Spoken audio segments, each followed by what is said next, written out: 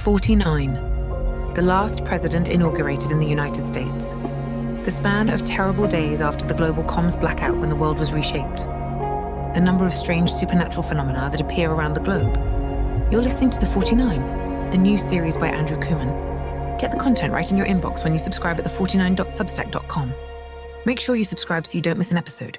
Welcome to the world of The 49.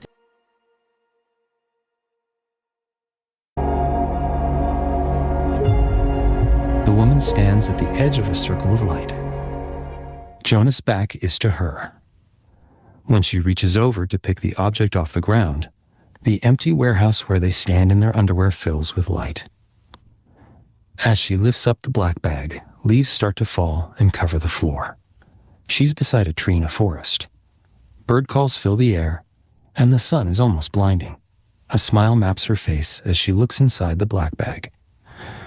The sound of thunder overhead shakes the ground, and when he hears it, Jonas turns. The woman holds up a shiny green apple. Jonas's face is covered by a gas mask. Before he can scream, the tree turns into a mushroom cloud. Diaz wakes from the dream, heart pounding. It takes a few moments for him to orient to where he is not. When he plants his feet on the ground, he feels the warm snout of his rescue nuzzle against the back of his knee. He pats Duplo's head and returns to the present. He broke one of his own rules. He watched an episode featuring a contestant to whom he delivered last rites. The regret was heavy, like a clamp on his heart. Now he couldn't shake it. It was a production week, so Diaz had to pace himself. By the end of his 10 and 4, he was always spent. 10 days of media hits, 4 days off to rest. 3 days of confessions recorded for the show. 4 days of preparation, 2 for the homilies, and 2 days set aside for the fitness videos that were part of his content quota. Then 3 more production days before he could go home to his apartment and rest. He had his own assembly quota to fulfill in the 4 non-production days, but it was modest. Nothing he could ever complain about out loud. The manual assembly of the drone part he was assigned was one way he let his mind unwind, where he turned inward, digested the busy days on the lot, and the horror stories of human misery that was his burden, alone, to bear. His grandma knitted. When he clipped together rotor parts for the drone, the clicks recalled to his memory the sound of her knitting needles clattering together rhythmically, like the claws of a cat drumming a linoleum floor. He never would get used to the luxury. Dystopia chic is what they called it online. He'd landed softly into Corridor West. For a post-nuclear world where real nukes had taken out famous cities, he had it good. Massive swaths of humanity were ravaged by violence after the blackout, the in-between spaces, outside the walls. It was all like the terrible plot of one of the popular zombie shows that played before the world ended. Before the real horrors happened, Diaz's penthouse apartment that overlooked the Bow River had a beautiful view of the Rockies. With its modern aesthetic, it didn't give a post-apocalyptic vibe, but he'd been fortunate in the property lottery. The authorities were smart to preserve the best buildings in the corridor. With the population so thinned out, and with a strong nuclear grid that kept the lights on, the people who fled the violence outside the walls to find haven behind the new order in Corridor West didn't have to live in tented refugee encampments that the science fictions imagined. They all had heating and plumbing, Wi-Fi, and the world's library of streaming content, food boxes and recycled fashion. As long as they didn't miss their quota or mess around with the law, they could live in relative freedom. DS once overheard a crew member on the LA lot compare life in Corridor West to her childhood in Singapore. "Sure, there's corporal punishment," she said as she rubbed her lip while she exhaled a blue vape cloud.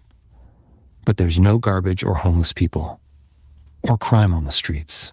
It took an actual apocalypse to remove the encampments of fent-out zombies that used to roam the streets in the big cities like San Fran and LA. That was the joke. Maybe it was just an observation, often repeated on the loop when it passed through what used to be California. If someone dropped into Deeze's apartment from the before times without a history lesson, they would perhaps think they landed in utopia. It was a reality Diaz couldn't quite come to terms with. There was a world of suffering such a recent history of human misery. He walked through much of it personally. Through his role on the game, he stared that suffering and heard its echoes almost every day. Yet he lived in such comfort and luxury. He walked to the kitchen to make a fresh pot of coffee, feeding Duplo once the burr of the beans grind ripped the silence of his apartment in two. When he closed his eyes, Jonas stared back at him, the gas mask he wore in the dream removed. He already knew things could quickly shatter. Everyone did. So this was their collective compromise. Corridor West found a way, a balance after all the terror and disruption that made life some sort of good again. In some ways, it's even better. The coffee machine was done grinding now, as if the unthinkable thought silenced the machine's scream. Diaz felt a drop of shame land against his shoulder blade just above his ribcage. It slipped through the skin into his heart like a knife. He didn't really mean it, but it was there. You know, when I sit down and when I rise up, you discern my thoughts from far away. And when that thought came, often on mornings like this, when the sun was slowly rising over the range of the Rockies and the clouds were edged with light, when Duplo quietly sat near his feet in the sunlight, he would start to hit the heavy bag until his knuckles bled. Should he not still suffer in such a world? Should he not constantly feel pain? As he hit the bag again and again, the question that tormented him on his days off started to subside. Fist, knee, fist, elbow, knee, foot, fist. He stopped mid-punch when the art on the wall he faced morphed from the image of the School of Athens to a takeover. As the Renaissance fresco dissolved, a digital bulletin appeared. There was an attack on a supply convoy near Massachusetts. The threat level had been elevated to red. The surge was active again. The curfew would be in place until the corridor was back to yellow. As he digested the news of the attack, he noticed the sharp pain in his heart ease.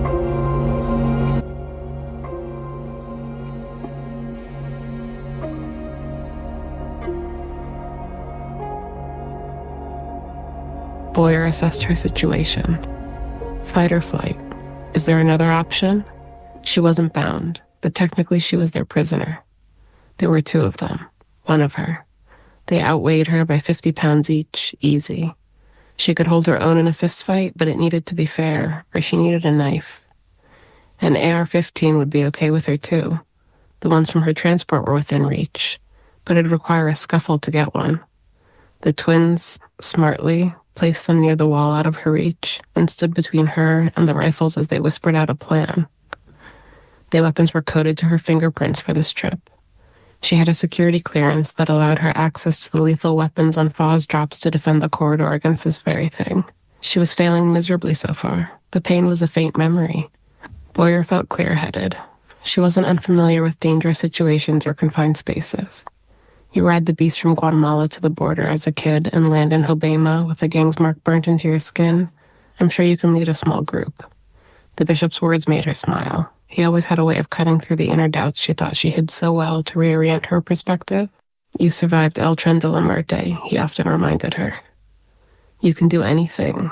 Boyer noticed the whispering stopped and looked up. Joyride was smiling back at her. You having a good time? He asked. Hostage situations bring out the best in me. It definitely changes our plans, Foxtrot mused. He wasn't smiling. We don't want trouble. At this she laughed. At least not with you. Not with a Faw's mule. Is that what you call us? Boyer had to laugh again. I like it. Drug mule turned Faw's mule. I can see the headline on my obituary in Truth Surge. They would love that. We don't want to write your obituary, Foxtrot said. It's a good idea, though, Joyride interjected. What is? Sell her story to TS. They love that stuff. We could buy more protein bars. Despite herself, she liked these guys. Her gut told her they were friends, and not really a threat. Fight, flight, friendship. She'd keep her options open. So what was the plan? The drones, Foxtrot admitted, without any hesitation at the disclosure. What's the play? Boyer asked, pushing. We tell you that, and we do have to kill you, Joyride said. The drones were the play, and that's as much as we know at our pay grade. The general has a plan. Of side 6? Boyer asked, fascinated. The legend himself. Boyer whistled. So he's still alive. That was his resurrection announcement. Things about to get real. You're telling me, Boyer said, her smile gone. There will never be an end to the fighting, will there? She looked up and blushed. Embarrassed, she asked the question out loud. Who was I asking? She thought to herself. The twins' faces were unreadable. They seemed to stare somewhere far away. Everyone had memories of peace, and if not peace, hope for a memory of it someday. They were young enough this may be the only world they'd known. Boyer thought, get back or die trying were our orders. It was Foxtrot who broke the silence. Fight, flight. But we didn't expect this. Maybe there's always a third option. You're a high-value cap, Joyride admitted, his smile disarming. But we can't do anything to risk the mission. And your body armor has got to have some sort of beacon that will lead them right to you, Foxtrot added. At the words, she instinctively held a hand over the breastplate. They were right. The woman over the comms had said as much. They'll find you in no time with that on. Please, remove it. Boyer nodded and slipped out of the Kevlar.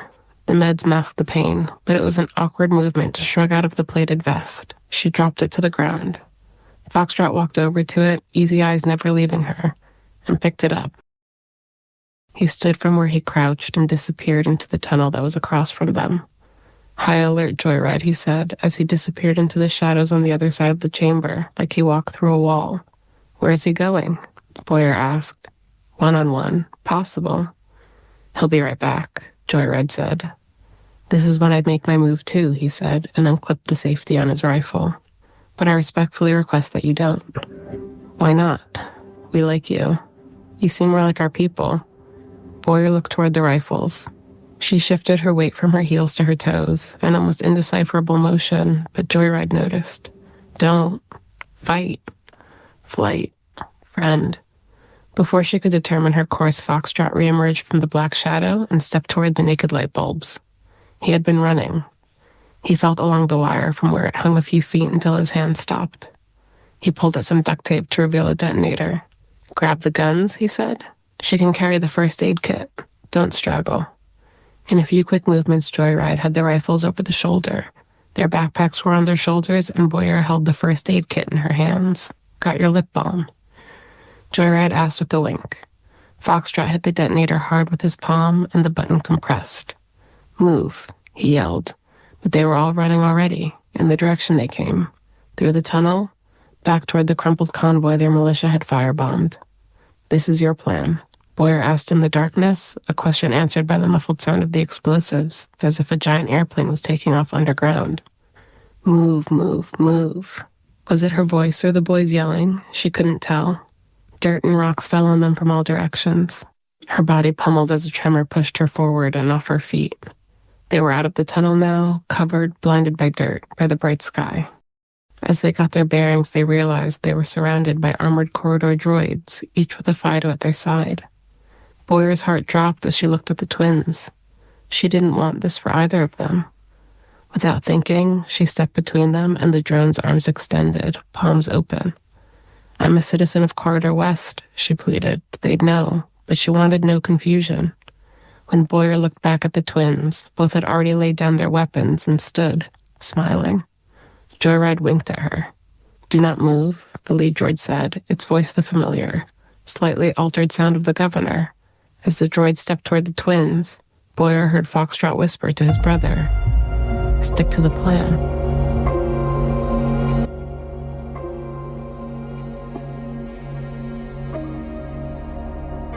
When he first got the note, he thought it was a prank. An invitation to Paris as part of the official entourage of the Bishop of Masquachese. He was a reader of Collars and Crimes. The Substack Diaz wrote under a pseudonym that caught fire. 2024 seemed like a lifetime ago. But it was only a few years, really. A year feels like a decade. To be among the pilgrims who, from around the world, attended the official ceremonies and celebrations of its official opening was surreal.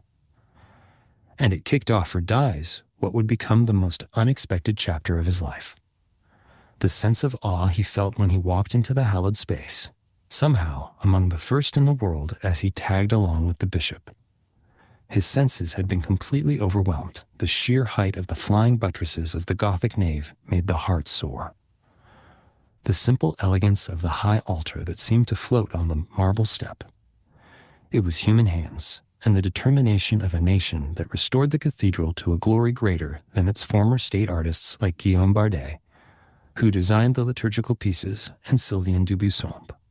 It was the reliquary featuring the crown of thorns, the most famous and valuable relic, almost lost in the fire of 2019, that took DA by surprise.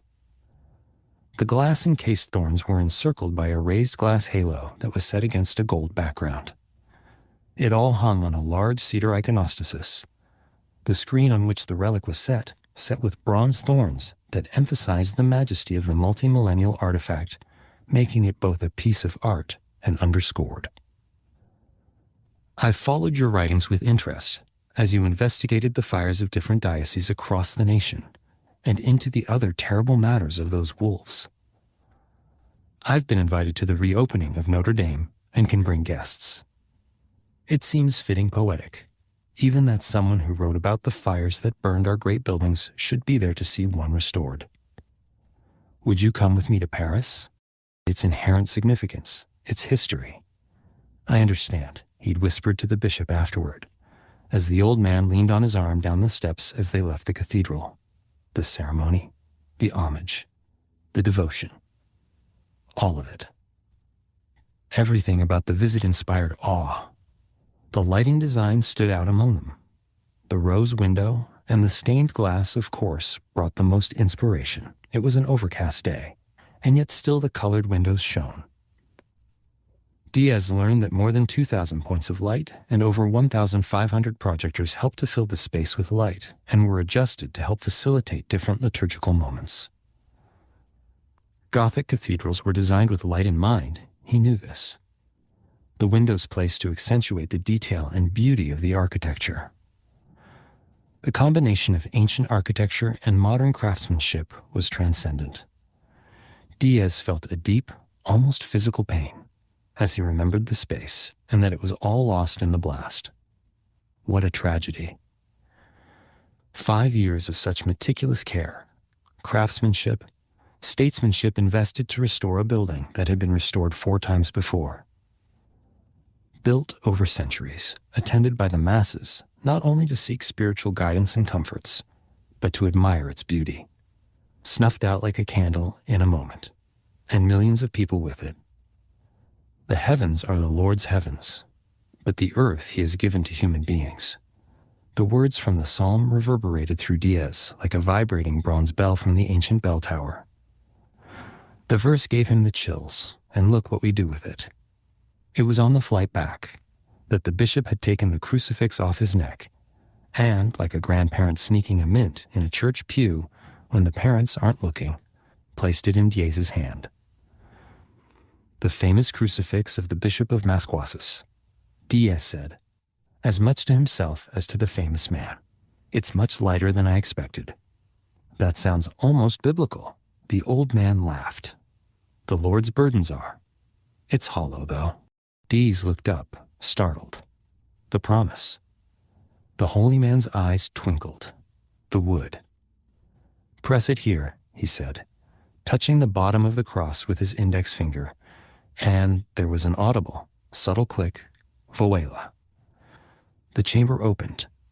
A small piece of paper fell out, rolled up like a cigarette. "Careful with that," the bishop said. "Read it later." Diaz had looked over his shoulder. They were alone in the quartet of seats at the back of the private plane. The Vatican had sent him like royalty. He placed the note in his pocket. "I'm surprised your curiosity hasn't brought you to Masquatchis again."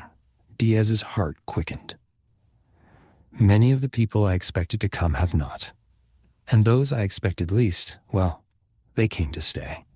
He laughed at this, no bitterness or irony. "I've wanted to." Diaz stopped himself and looked over his shoulder again. They were still alone. "I want to. But how are you to come? Is that it? Something like that? Come as you are. You can investigate, report, revive. The bishop held out his hand, palm open. They were not soft or weak as one might expect from an old priest. Diaz gave him back the cross. Come as yourself. I'd like to see it, Diaz admitted. I'd like to write about it. Do I have permission?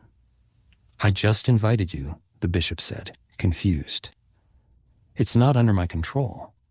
I don't own it or wield it. No one can. If you come knowing that.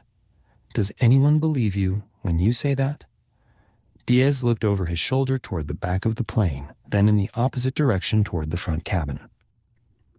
The two members of the Gendarmerie Corps, the Vatican sent to track the bishop's every move, had almost become like furniture.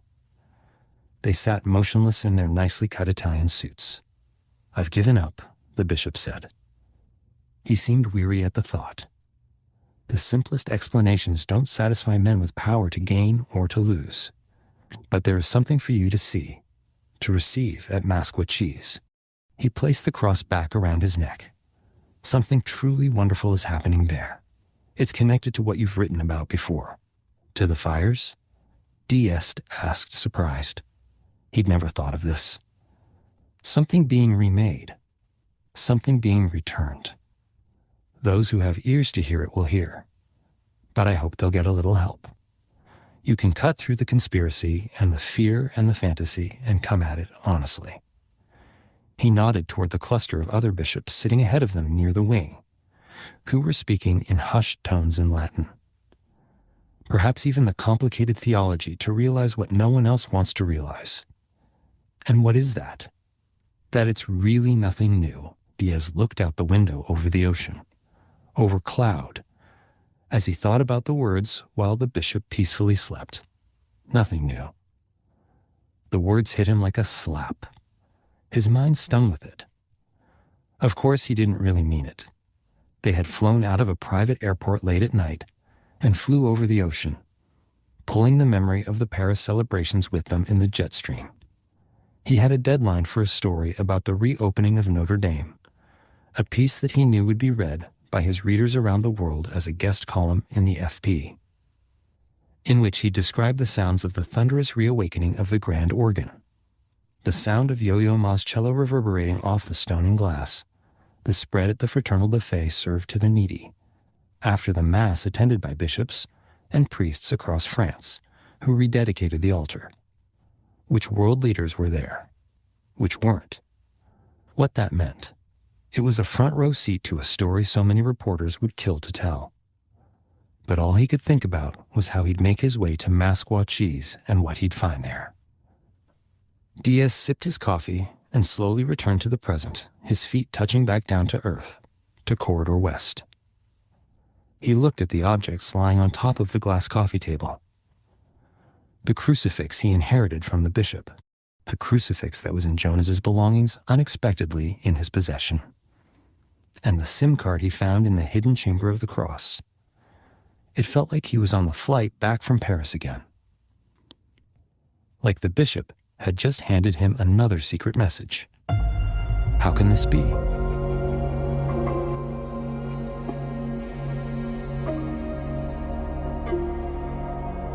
The droid nearest Foxtrot stood over the cuffed adolescents, the thick metal devices that looked like the infinity symbol when no one was restrained, hung from the boys' wrists.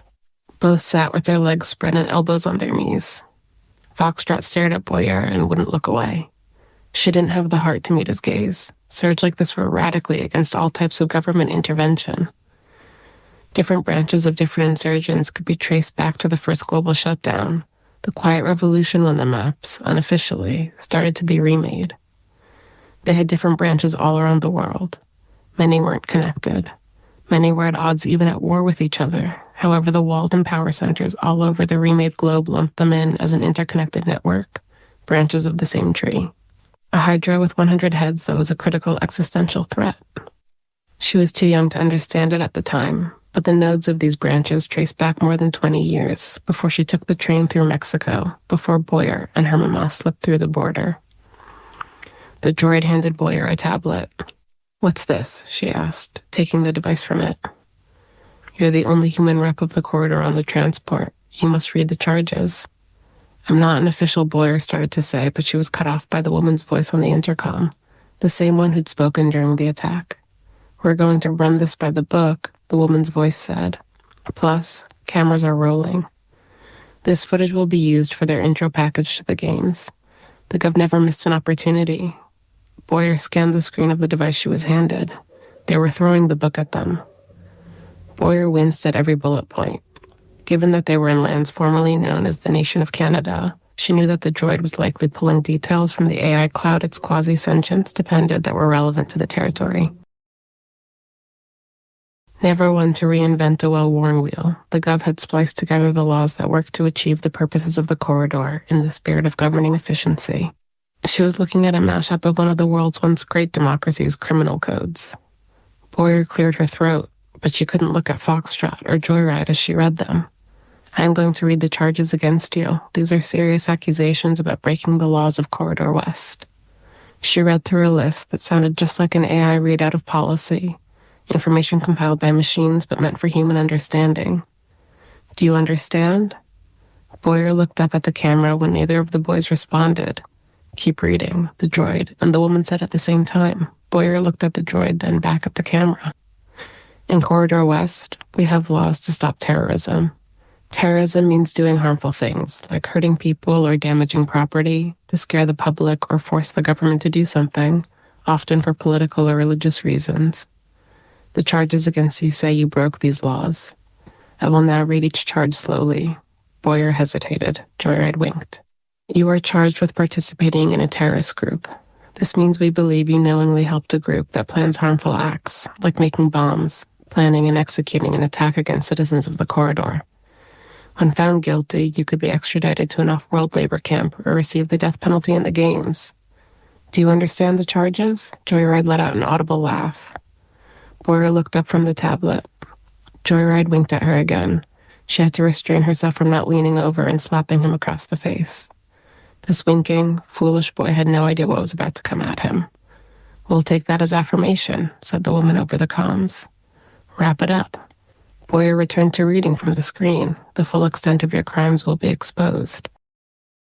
The corridor will not rest until the violent extremist group you belong to is eradicated.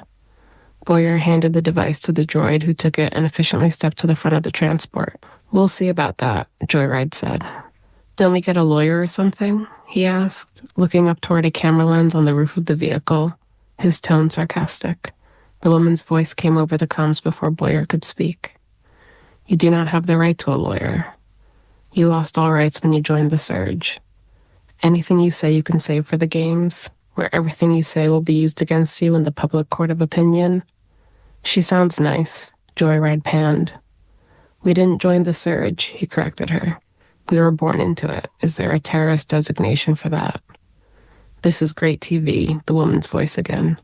The audience will eat this up, having the victim of the attack read the charges to the members of the very Surge who she thwarted.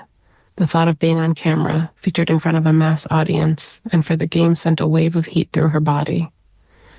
Boyer's head pounded in pain. She looked over at the twins, and her anger quickly subsided into something like remorse.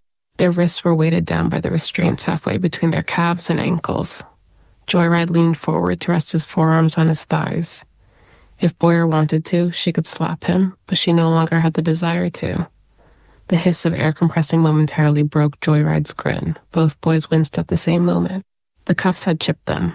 The sharp prick from a syringe in the devices tagged them both. An injection with a small microchip shot into their bloodstream that would track key health markers and also locate them wherever they were in the known universe. Forced injections were the ultimate breach of personal autonomy, especially for members of Side 6. After a life off it, they were officially on the grid.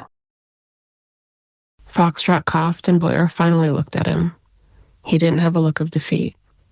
The violation she'd just been forced to witness didn't seem to register on his face as she expected. His gaze burned into her eyes.